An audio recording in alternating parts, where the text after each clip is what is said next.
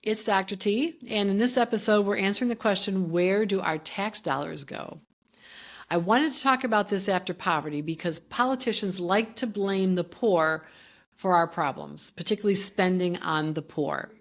We spend way too much, giving them way too many benefits. They are sucking up all of our dollars. Ronald Reagan really did this very strong in the 1980s, and he used to use the term welfare queen. And he was always talking about preying on racial stereotypes, preying on our stigmatization of the poor, and making it sound like all of our money was going to poor people who didn't deserve it. And that was our real problem. We're doing this now with immigrants. Immigrants are the source of all our problems. They're taking all our dollars. They're committing crime. We'll do another episode on that one coming up. But all of this is really built on what is the biggest myth about people who are poor, and that is that they are lazy and they don't want to work. Nothing could be further from the truth.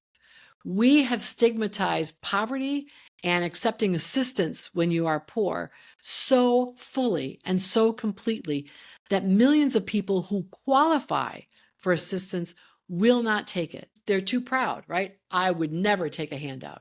My parents never did. My grandparents never did, even during the Depression. Never. I take care of myself. I'll go without eating before I go apply for food stamps. So people are much more likely to take that approach than they are to just say, I don't want to work. I'm going to live off welfare.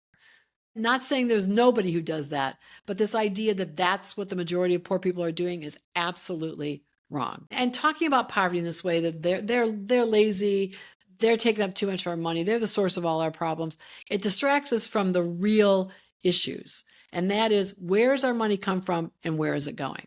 So when you look at where our tax dollars come from, there's lots of different ways to slice this pie. So one way to think about it is that there are two main sources of revenue. One is individual taxes, and the other is taxes paid by businesses and corporations.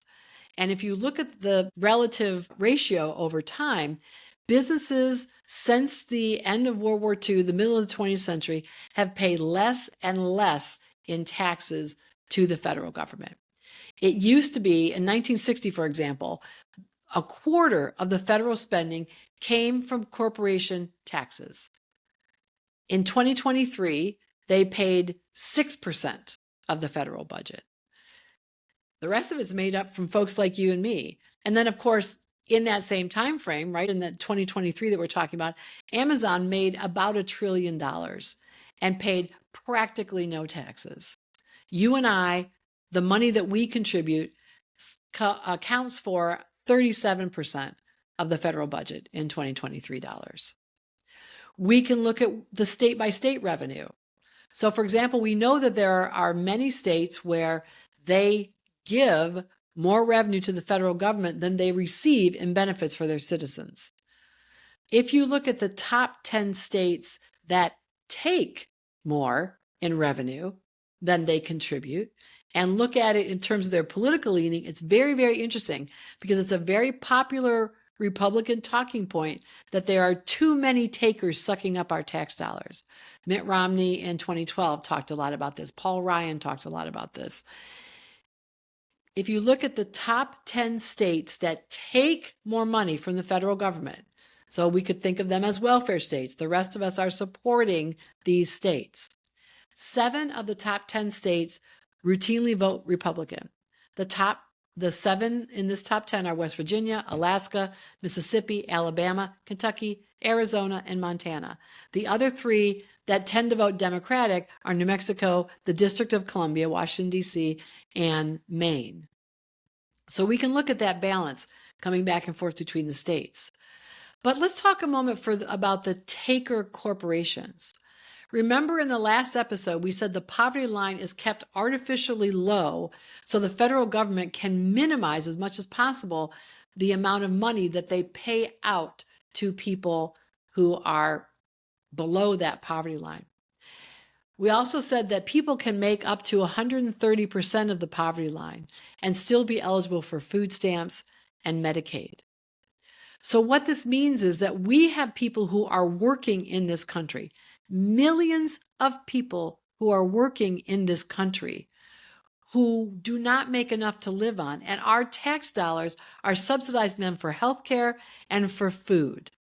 That means that we are subsidizing major corporations across our country.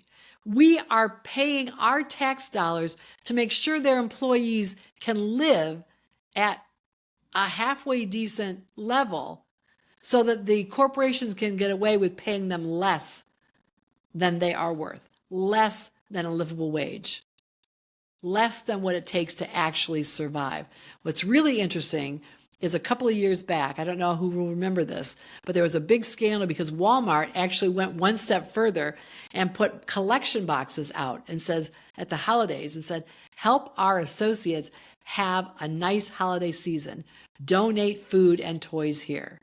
They were essentially advertising to the world that their workers are poor, that they are paying them sub-poverty wages, and they can't afford to eat or give their child a gift at the holidays. The outcry was so huge, they took those boxes down pretty darn quickly.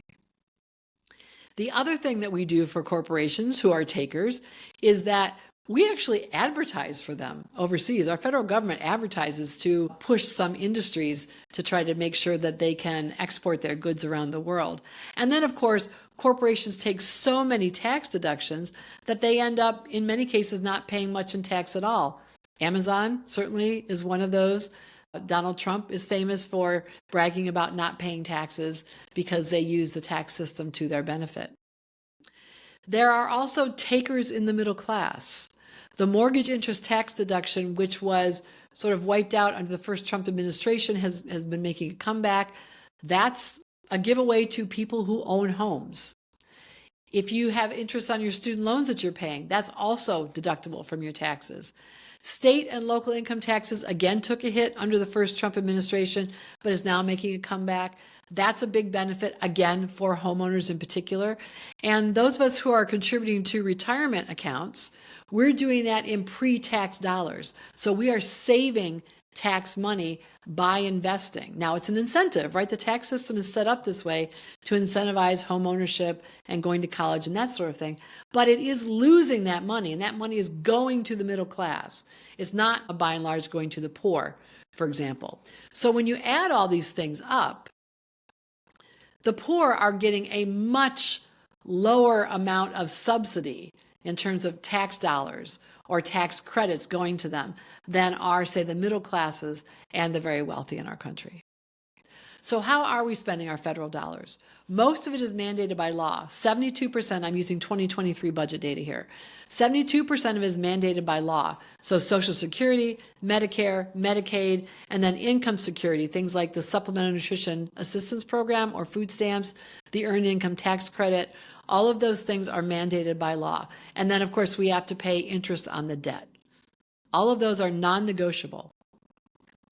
Discretionary spending in the 2023 budget, we spent a little over $800 billion on defense and a little over $900 billion on non-defense items. That is education, transportation, parks and natural resources, money that goes to cities to help them, international aid, justice, science research. All of these things are only 14% of the federal budget.